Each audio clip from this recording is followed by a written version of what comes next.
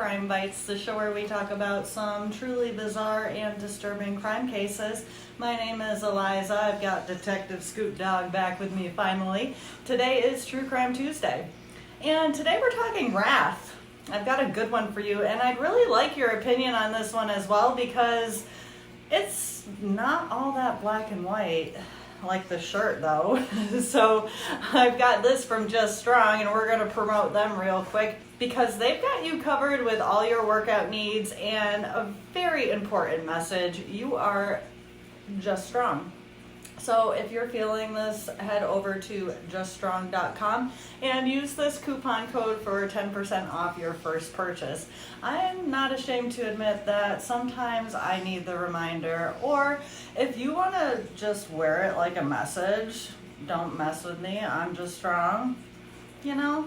Anyhow, check them out and let's stay strong today because, yeah, let's just get into it. We're out of bacon too, so we're shredded cheesing it today. Anyone else? This dog loves bacon and cheese. And today's story sets us back in England in the mid-70s. So think overall disillusionment and punk rock, but not probably the best time to be a young single mother. I mean, is there ever really a good time for that? I suppose it's a little better now than it would have been then, and 21-year-old Corinna was attempting to figure out what to do with herself. She was newly divorced and she had 2 young children. And then she found Micheal Baines, who was 20 years older than her and was not at all bothered by becoming a stepfather. In fact, he had an older son of his own, so it wasn't like it was his first rodeo there. So he moved the new family to his place in Neston, England, which is about 4 hours outside of London, and the couple would go on and have a son of their own together, and it would kind of round out their family. One source closer to the couple would describe the dynamic as a bit controlling, as in Micheal was a bit controlling, but most people wouldn't really remember anything too out of the ordinary standing out about the couple.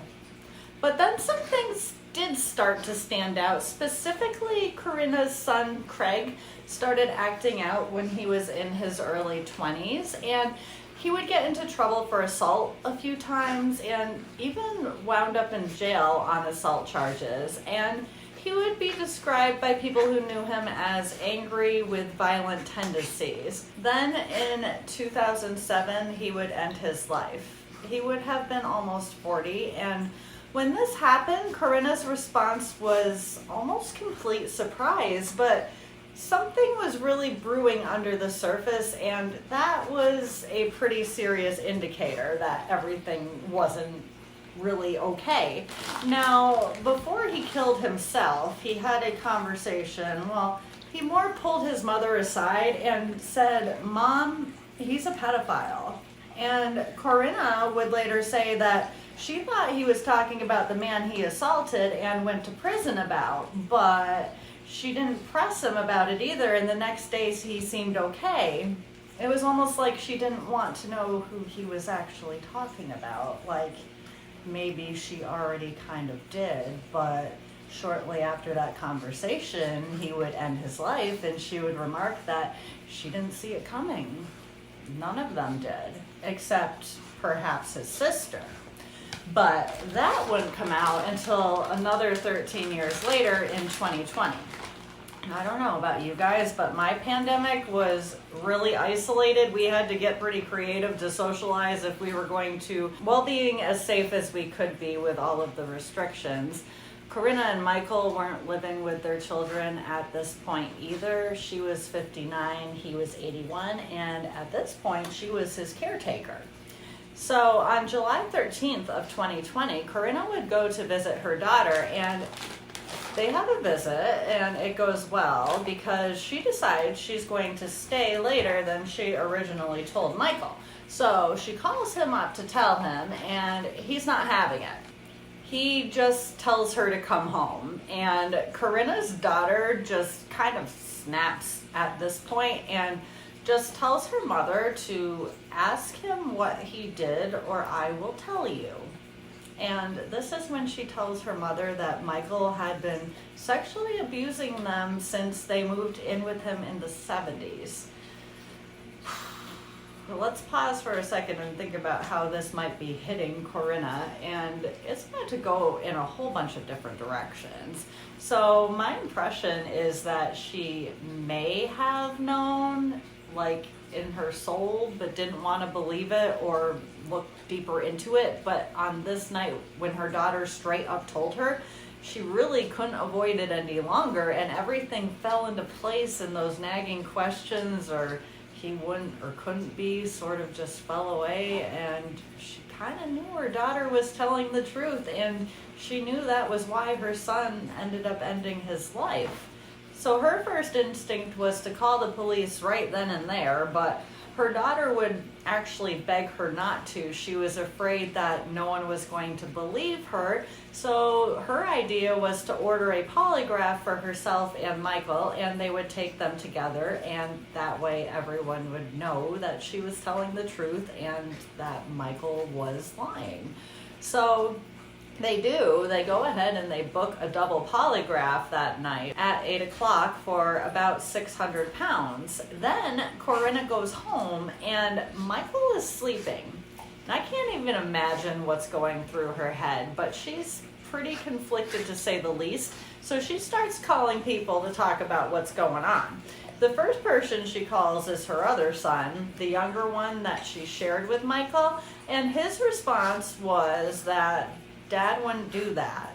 So she calls her daughter back and kind of said what her half-brother's response had been, and obviously she's questioning what's what, and her poor daughter is just at this point begging her mother to just wait for that polygraph before they did anything. But Corinna was obviously extremely upset, so she agreed to what her daughter was asking, but then she called her cousin, and we don't know exactly what was said between the two of them, but this would be the last call that she would make before she walked out to her garden and grabbed her gardening pail and brought it into her kitchen.